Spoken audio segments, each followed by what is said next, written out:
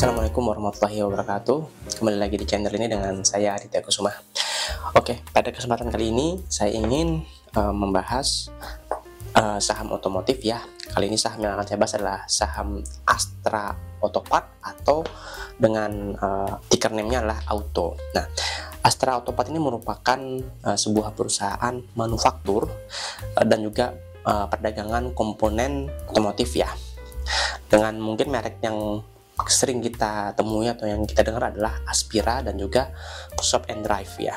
Kalau dulu Astra Otopart itu dia menjual barang-barang atau spare part untuk kendaraan berbahan bakar bensin. Sekarang juga sudah mulai merambah kendaraan listrik ya atau electric vehicle. Sudah 2 bulan ini ya, 2 bulan atau 3 bulan ini sahamnya udah mulai melonjak naik. Yang dulu mungkin hanya sekitaran 1.100 sampai dengan 1.300, sekarang sudah 3.000-an gitu ya. Kok bisa seperti itu naiknya ya? Kan dulu-dulu nggak pernah naik kemana-mana. Nah, sedikit memberitahukan saya belum membeli saham ini ya, jadi saya istilahnya ketinggalan kereta juga karena sebelumnya saya lebih fokus ke saham batubara atau saham yang bergerak di bidang komoditas ya. Nggak masalah sebenarnya, walaupun bukan rezekinya tapi tetap menarik untuk dibahas. Nah, perusahaan ini seperti yang tadi saya bilang ya, ini memiliki kinerja yang bagus tapi sahamnya kok nggak kemana-mana gitu selama 5 tahun ini, antara 2018 sampai dengan 2022. Nah, lalu apakah masih ada kesempatan kita untuk mengejar cuan atau mengejar kereta nih untuk saham ini kan gitu. Lalu bagaimana dengan proyeksi saham ini beberapa tahun ke depan ya? Apakah ada potensi naik atau enggak? Oke, nanti akan saya bahas ya. Oke, permasalahan pertama akan saya bahas yaitu kenapa harga saham Auto ini kok nggak kemana-mana nih selama 5 tahun ya, antara 2018 sampai dengan tahun 2022. Lalu selanjutnya yang perlu kita cermati adalah rasio keuangan, dan saya akan fokus ke 5 rasio keuangan saja, yaitu rasio keuangan yang untuk value investing ya, yaitu 5 buah rasio ini. Yang pertama ROE, lalu yang kedua DER, earning per share atau EPS, PBV, dan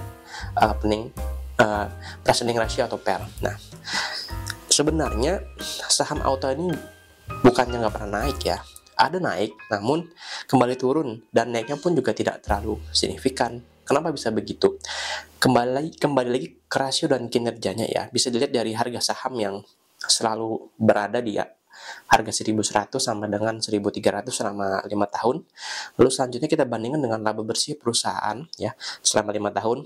Walaupun perusahaan berhasil mencetak laba atau kinerjanya positif, di tahun 2020 tetap labanya minus karena memang pada saat itu ada COVID 2020. Dan ternyata harga saham ya berkisar di situ aja, sempat turun terus kembali lagi di angka 1.100 gitu ya. Nah, sekarang kita perhatikan di 5 rasio ROE, DER, EPS, PBV, dan PER. Yang cukup menjomplang di antara 5 tahun tersebut adalah rasio ROE-nya, di mana di tahun 2022 yaitu di Desember 2022 ROE-nya sudah mencapai 11%, di mana biasanya cuma kisaran 6-7% aja. Kalau ROE sekitar 6-7%, 5%, yaitu sama seperti suku bunga deposito, dan orang lebih cenderung memilih suku bunga deposito, lebih memilih investasi di deposito. Karena apa? Karena pertama lebih aman ya, risikonya lebih rendah gitu. Dan kalau untuk sekarang imbal hasil atau bunga deposito itu di kisaran 2-3%. Jadi wajar kalau misalnya para investor udah mulai melirik saham-saham yang ROE-nya yang dulunya kecil sekarang udah besar ya, seperti saham Auto ini. Dan di Desember kemarin ya, PBV-nya itu kan masih di bawah 1 walaupun 11% ya.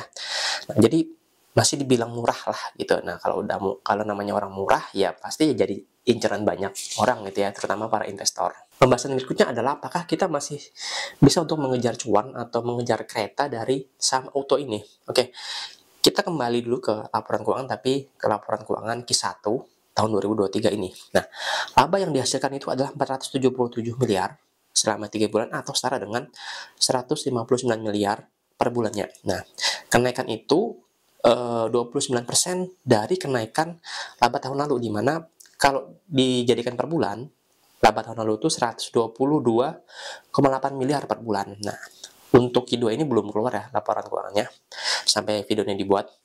Berikutnya, kita cek lagi laporan keuangan tahun 2022.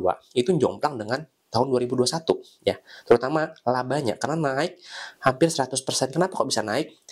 Eh, Kenapa bisa naik ya? Karena memang di tahun 2022 ini kenaikan penjualan tuh sekitar 23%.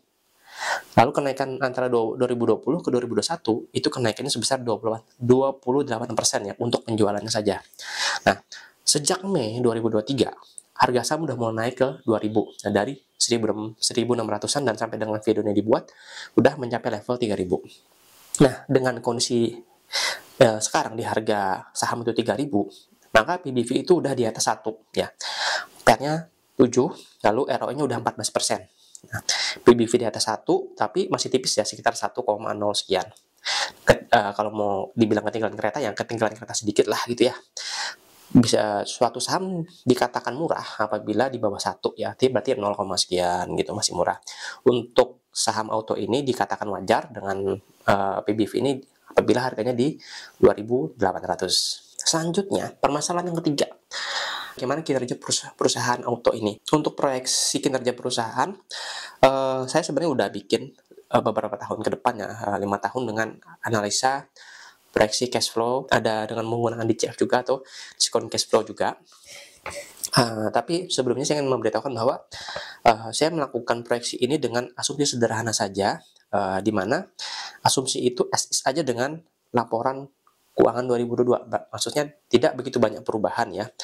Dan biasanya memang nggak terlalu jauh ya dengan kondisi 2022. Dan juga tambah lagi saya membuat asumsi sesuai dengan pemahaman saya.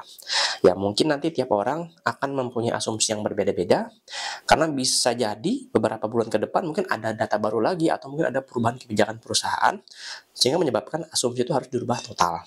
Nah, umumnya suatu proyeksi keuangan satu perusahaan itu akan bergantung pada kondisi perekonomian nasional ya.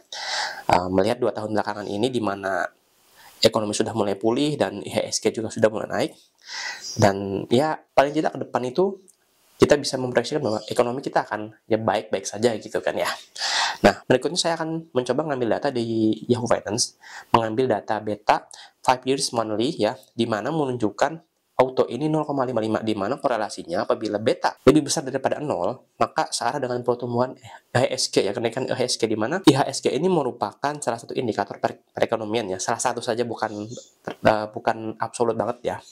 Lalu kalau saya bandingkan juga dengan perusahaan-perusahaan sejenis yang di bidang industri otomotif seperti ASI misalnya atau IMAS ya, itu betanya juga lebih besar daripada 0. Artinya apa? Ada korelasi positif dengan IHSG. Dengan begitu saya mengasumsikan ya, untuk pertumbuhan penjualan akan berada di angka 7%, wajar ya, bisa di atas inflasi. Selanjutnya HPP dan juga biaya-biaya yang lain, persentasenya SI saja sesuai dengan laporan keuangan tahun 2022. Nah, pada proyeksi yang saya buat ya, seperti saya katakan tadi, saya menggunakan proyeksi 7% saja, konstan per tahun, minimal 7% ya. Kalau misalnya nanti 8% akan lebih bagus lagi. Dengan angka 7% ini ya, pertumbuhan penjualan, maka ROE perusahaan itu tetap akan berada di 10%. Dan ini akan menarik untuk investor untuk berinvestasi di saham auto. Kalau perusahaan bisa menjaga kinerjanya seperti yang sekarang ini as is, saya yakin laba perusahaan akan tetap positif gitu. Dengan labanya positif, tentunya laba ditahan yang akan dihasilkan dari perusahaan juga tetap ada dan terus bertambah, sehingga akan memberikan impact kepada ekuitas perusahaan. Nah, impactnya apa? Tentunya akan memberikan penambahan nilai pada book value-nya. Dan juga perusahaan rutin memberikan dividen kepada pemegang saham. Dari catatan saya dari tahun 2018 sampai tahun 2022 itu kisaran dividennya adalah 20-30%, sehingga saya mengambil kesimpulan untuk dividen yang akan dibagikan dalam 5 tahun ke depannya sekitar 29% lah. Jadi masih ada 71% return earning atau laba ditahan yang akan diinvestasikan lagi oleh perusahaan. Kira-kira berapakah harga wajar saham dengan kondisi seperti ini? Sebenarnya lebih tepatnya book value ya. Book value 5 tahun ke depan tuh berapa? Nah, dengan proyeksi yang saya buat dengan menggunakan metode cash flow ini, untuk book value-nya nanti di tahun kelima itu book value sekitar 4.200 ya. Untuk book value-nya ya. Untuk harga sahamnya kita tidak tahu ya, saya nggak tahu, cuman book value-nya sekitar 4.200-an. Nah, dari cash flow ini saya gunakan lagi discounted cash flow, maksud saya, untuk memperkirakan berapa sih harga saham yang wajar sekarang. Kalau menggunakan metode DCF, maka harga saham yang wajar ya, fair value-nya sekitar 3.622. Sedangkan kalau PBV tadi yang kalau kalau tadi kan di 2.800 ya.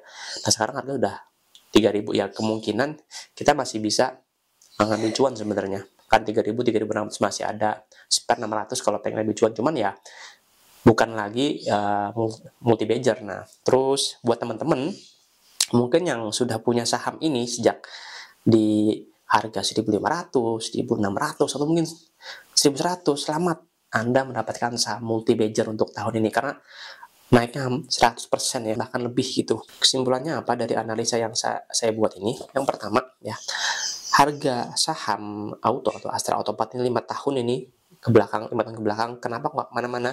Karena memang faktor secara kinerja sebenarnya bagus, namun ROE-nya masih kisaran 6-7%. Lalu yang kedua, nah kinerja auto di tahun 2022 cukup baik ya, di mana laba yang dihasilkan itu 2 kali lipat dibandingkan tahun 2021 ya. Walaupun di tahun yang dengan ROE-nya ROE tahun 2022 ini 11% ya.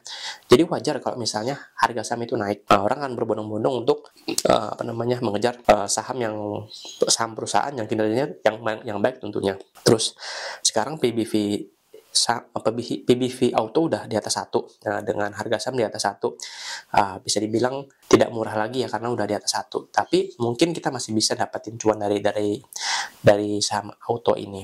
Lalu yang berikutnya, dengan melihat kinerja perusahaan dan diproyeksikan 5 tahun ke depan ya, dengan asumsi juga as is, saya memproyeksikan pertumbuhan penjualan itu minimal 7% konstan per tahun, maka ROE atau return on equity perusahaan itu bisa di atas 10%. Nah, book value sendiri akan naik dengan sendirinya seiring dengan laba ditahan yang dihasilkan oleh perusahaan. Tentunya dengan kenaikan laba dong ya. Nah, sehingga di tahun kelima proyeksi harga book value proyeksi book value itu bisa mencapai 4 ribuan. Dan harga saham kalau based on pada discounted cash value itu di kisaran 3.622. Berarti kalau dengan harga sekarang yang 3.050 ya kita masih bisa mengejar keuntungannya karena harga yang sekarang masih sekitar 3 ribuan gitu. Oke, demikian video ini saya buat ya. Mohon diperhatikan bahwa jangan jadikan video ini satu-satunya alasan membeli saham auto ya, karena saya tidak terafiliasi dengan perusahaan ini. Coba cari second opinion yang sebelum membeli saham ini, karena saya tidak bertanggung jawab atas keputusan keuangan atau investasi yang teman-teman lakukan. Mungkin itu aja yang bisa saya sampaikan. Terima kasih sudah mau menonton video ini. Saya Aditya Kusuma, undur diri dulu. Assalamualaikum warahmatullahi wabarakatuh.